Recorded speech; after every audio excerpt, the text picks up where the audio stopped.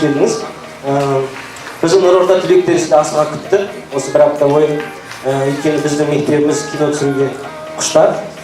Синема клубымыз бар, фото клубымыз бар, яғни медиаға өте қызығатын оқушылар. Сол сізбен бүгінгі сұхбатымызды пайдалы болып өтіп деп ойдамыз.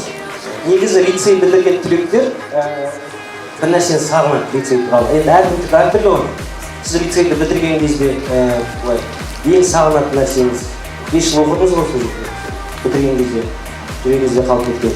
Сағынатын нәрсе көп, мысалға атмосфера лицейдің бізде чемпиондықта олай еще қалатынбыз мысалға.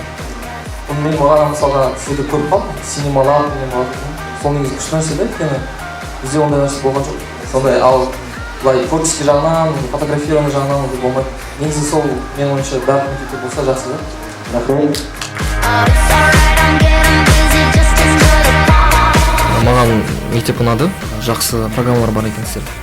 Мен ойынша осындай басқа мектептерде де болғанда, балалардың творческий потенциалдарын көбейткенге жақсы себептес болатын. Жалпы тілегім мектепке осындай бастамаларыңызды жалғастыра беріңіздер. Синема лаб сияқты клубтарды поддержка жасап, қолдаумен оған көп студенттер болып, және келешекте жақсы мамандар осы мектептен шыға берсін.